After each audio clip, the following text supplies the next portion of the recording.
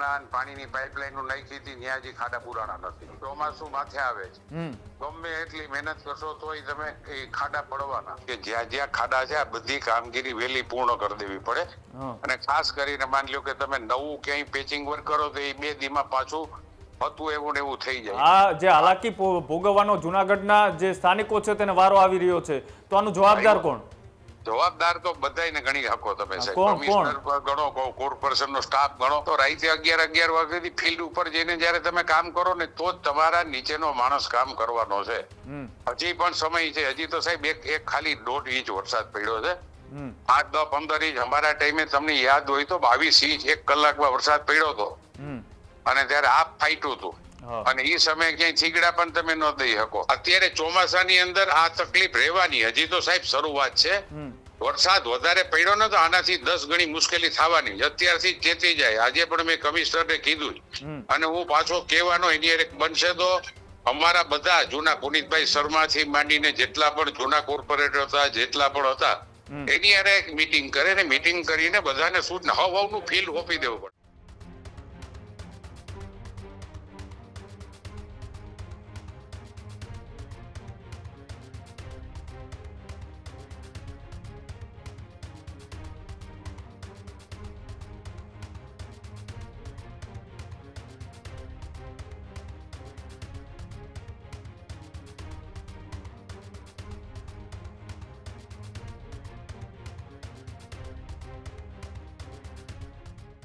જૂનાગઢમાં પ્રથમ વરસાદ પડતા જ પ્રી મોન્સૂન કામગીરીની પોલ ખુલી ગઈ છે. જૂનાગઢ વાસીઓ તમે જેમને ચૂંટ્યા છે એમના ભરોસે ન રહેતા વરસાદ આવે અને જૂનાગઢને આ કાયમનું કમઠાણ થઈ રહ્યું છે. જૂનાગઢમાં પહેલા જ વરસાદે તંત્ર વસ્ત્ર વિહોણું થઈ ગયું છે. જૂનાગઢમાં સામાન્ય વરસાદમાં પ્રજા હેરાન પરેશાન થઈ ગઈ છે.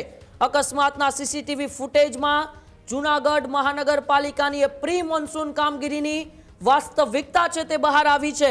મોટા મોટા દાવાઓ છતાં જૂનાગઢ મનપાની પોલ ખુલી ગઈ છે. સામાન્ય વરસાદમાં જ અનેક જગ્યાએ રસ્તાઓ ધોવાયા તો ઠેર ઠેર ભૂવાઓ પણ પડ્યા. જૂનાગઢમાં પહેલા જ વરસાદે આખા શહેરની હાલત છે તે બંગાર જેવી કરી નાખી છે. જૂનાગઢના મેયર સાહેબ બહાર નીકળીને જુઓ તો ખરા કે તમે જે શહેરને વિકાસ તરફ લઈ જવા માંગતા હતા તે શહેર હવે ખાડા તરફ જઈ રહ્યું છે.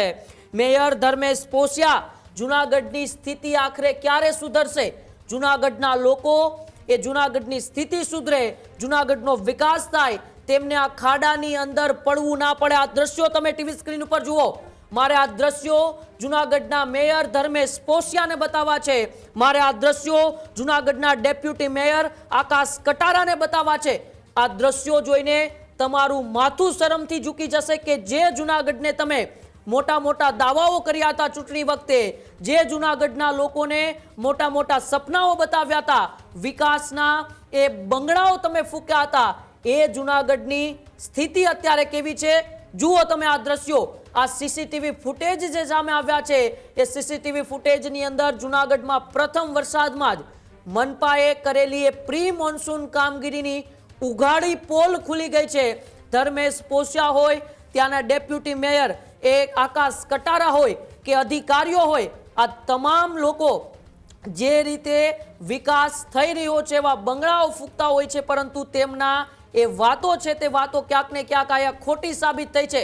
કૃણાલ મારી સાથે જોડાયેલા છે. કૃણાલ, પ્રથમ વરસાદ પડ્યો અને જૂનાગઢ મહાનગરપાલિકા જે રીતે વિકાસની વાત કરતી હતી પરંતુ જૂનાગઢ આખું છે તે ખાડામાં ફેરવાઈ ગયું છે અને સીસીટીવી દ્રશ્યો જે આવી રહ્યા છે એ જૂનાગઢના મેયર અને મહાનગરપાલિકા ઉપર અનેક સવાલો ઉઠાવી રહ્યા છે. બિલકુલ, અત્યારે ચોમાસાની શરૂઆત થઈ છે. કરોડો રૂપિયાના બજેટ એ પાસ થતા હોય છે, વાહવાહીઓ કરતા હોય છે કે અમે વિકાસના કામો કરી રહ્યા છે, પણ આ વિકાસ અત્યારે સ્પષ્ટપણે ખાડામાં દેખાઈ રહ્યો છે. જૂનાગઢની અંદર જે રીતની પરિસ્થિતિ છે એ વરસાદ હોય કે ન હોય 365 દિવસ એ જૂનાગઢ હંમેશા ખાડા રાજની અંદર ફેરવાયેલું જોવા મળતું હોય છે. કોઈના કોઈ કારણોસર જૂનાગઢની અંદર એ આજ મનપાના અધિકારીઓ ચૂંટાયેલા નેતાઓના કારણે તેઓને આ હાલાકી ભોગવવી પડતી હોય છે. ફરી એક વખત આ જે ઘટના બની છે, આ સીસીટીવી સામે આવ્યા છે, તેમાં સ્પષ્ટપણે જૂનાગઢ મનપાના નેતાઓ અને ચૂંટાયેલા જે નવી બોડી છે સાથે જ અધિકારીઓ મનપાના જે કમિશનર છે આ તમામની કામગીરીની અહીંયા પોલ છે તે અત્યારે ખુલતી દેખાઈ રહી છે. આજે સીસીટીવીમાં એક જે બાઇક સવાર છે તેમની સાથે આ જે ઘટના ઘટી છે આ તેમના પાપે નહીં પણ જૂનાગઢના મનપાના અધિકારીઓને જે ચૂંટાયેલા નેતાઓની જે કામગીરી છે તેના કારણે તેની આ હાલાકી ભોગવવી પડી છે. આપણી સાથે પૂર્વ ડેપ્યુટી મેયર છે ગિરીશ કોટેચા આપણી સાથે જોડાયેલા છે, તેમની સાથે પણ વાતચીત કરવાનો પ્રયાસ કરી. ગિરીશભાઈ, અત્યારે જૂનાગઢની આ તસવીરો સામે આવી રહી છે. જૂનાગઢમાં કરોડો રૂપિયાની પ્રી મોન્સૂન કામગીરી એ કરવામાં આવતી હોય તેવા દાવો કરવામાં આવે છે. ક્યાં ગઈ તમારી કામગીરી? સાહેબજી, પહેલા તો આજે બનાવ બન્યો અને જે સ્કૂટરમાં આઝાદ ચોક ની અંદર 2 જણા પડ્યા, પોઝિશન એવી ઊભી થઈ ગઈ છે કે એક બાજુ ગટરના પાણીની પાઇપલાઈન નાખી હતી, ત્યાં હજી ખાડા પુરાણા નથી. પેલા તો નવું કામ જ કોઈ, મેં હમણાં કમિશનરને 8-10 દિવસ પહેલા કીધું હતું કે સાહેબ એક પણ કામ નવું કોઈ પણ કહીને તો કરતા નહીં. ચોમાસું માથે આવે છે, ગમે એટલી મહેનત કરશો તોય તમે ખાડા પડવાના. કામગીરી માની લો કે અમારા મેયર ની બધા પણ કરે જ, પણ જ્યાં ખાડા બુરવાના અધિકારીઓને 24 કલાક કામ કરાવવું પડે. એમને ચોમાસામાં જ યાદ આવ્યું કમિશનર ને મનપાના બધા અધિકારીઓને કામ કરવાનું, કેમ કે પૈસા ફટાફટ ઘરે પહોંચાડવા હતા. કમિશનર છે ને સાહેબ હજી હમણાં આવ્યા ને એને લગભગ. અચ્છા, તો આ જૂની બોડી આ અત્યારની સ્થાનિક સ્વરાજમાં તો તમારી ચૂંટણી નથી થઈ, 1.5 વર્ષ પહેલા ચૂંટણી હતી. હા, એટલે જ હું તમને કહું છું કે જ્યાં જ્યાં ખાડા છે આ બધી કામગીરી વહેલી પૂર્ણ કરી દેવી પડે. અને ખાસ કરીને માની લો કે તમે નવું ક્યાંય પેચિંગ વર્ક કરો તો એ 2 દીમાં પાછું હતું એવું ને એવું થઈ જાય. એને બદલે તમારે વહેલી, અને અત્યારે પણ હમણાં જ મેં કમિશનરને વાત કરી કે સાહેબ કમસે કમ અવળો મોટી મશીનરી છે, અવળા કર્મચારીઓ છે, સરકાર પૂરેપૂરી ગ્રાન્ટો આપે છે. હવે તો પોઝિશન એવી છે કે કામ હમણાં કોઈ પણ ન કરે. જો ક્યાંય પણ તમે પેચ વર્ક કરશો તો એ ટકવાનું નથી. એટલે જે પણ કામ, કારણ કે અમે પણ હું બાપા હાર્ડ ટાઈમ રહ્યો, 15 વર્ષ પ્રમુખ રહ્યો, 10 વર્ષ વિરોધ પક્ષનો નેતા, 5 વર્ષ વિરોધ પક્ષનો નેતા રહ્યો, 10 વર્ષ. પણ આ કામગીરી પહેલેથી જ કરવી પડશે. અને અત્યારે પણ બધી બોડીને પણ કહું છું, કારણ કે બધા મેયરની બધા મહેનત કરે છે સ્ટેન્ડિંગ કમિટી, પણ એનાથી ને શું આવે? માની લો કે કર્મચારીઓને ખબર છે અત્યારે તમારે 25-30 ગાડીઓ તો કાકરીની ભરીને, એમાં માટી પણ ન આવે. જે ડામરમાં જે કાકરી આવે ને એ જ કાકરી તમારે નાખવી પડે. અચ્છા, આજે આ અકસ્માત થયો છે આનું જવાબદાર કોણ? આ જે હાલાકી ભોગવવાનો જૂનાગઢના જે સ્થાનિકો છે તેને વારો આવી રહ્યો છે, તો આનું જવાબદાર કોણ? જવાબદાર તો બધાને ગણી શકો તમે સાહેબ. કમિશનર ગણો, કોર્પોરેશન નો સ્ટાફ ગણો, બધા માની લો કે બોડીમાં બેઠા છે એને પણ મેં કીધું તમે બધા ફિલ્ડ ઉપર જાઓ. માની લો કે એકવાર બળાપો કાઢશે માણસોને, જે હાલવાની તકલીફ પડે તો એ સાંભળી લેવાનો. એ આપણને એમ કહે કે ભાઈ તમારે આ છે તે છે, કારણ કે એને તકલીફ પડે તો જ તમને કહી, બાકી અમારા સુધી પહોંચે પણ નહીં.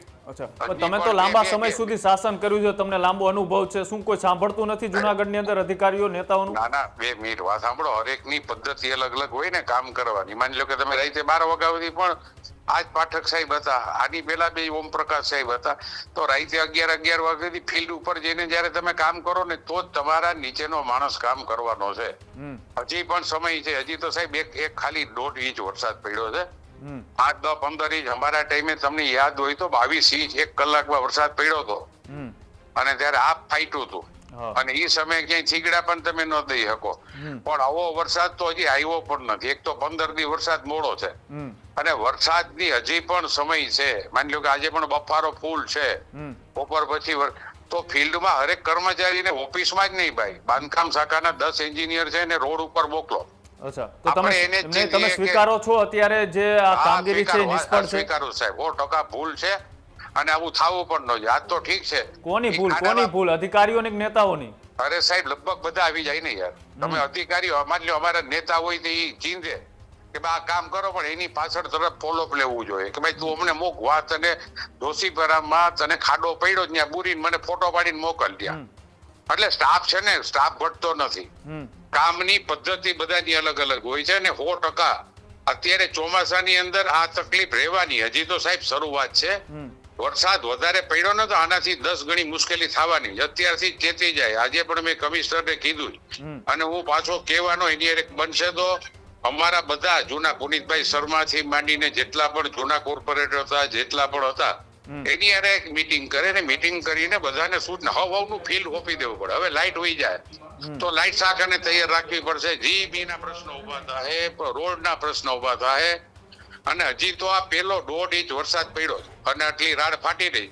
બધાને જે સાંભળતા એ માધ્યમથી કોર્પોરેશનના બધા સ્ટાફ અને બધા પદાધિકારીઓને પણ કહું છું કે ફિલ્ડ માર્યો, ઓફિસમાં બેસવાની જરૂર નથી, રૂબરૂ વ્યા જાવ. હરેક ને એક વોર્ડ ઓફી દો ને. લગભગ વોર્ડમાં ભાજપના ચૂંટાણા જે 4 કોર્પોરેટર ને હોપો ભાઈ તમે ઓફિસે ન આવતા, તમારા વોર્ડમાં જ્યાં તકલીફ હોય ને ત્યાં ફોન કરો અને બબે કંટ્રોલ રૂમ ખોલાઈ નાખો. માણસો ફરિયાદ ડાયરેક્ટ ન કરી શકે તો રૂબરૂ જાઓ. આ બધું કીધું છે અને ભગવાનની પ્રાર્થના કરીએ કે આ ચોમાસું હજી તો શરૂઆત છે દાદા.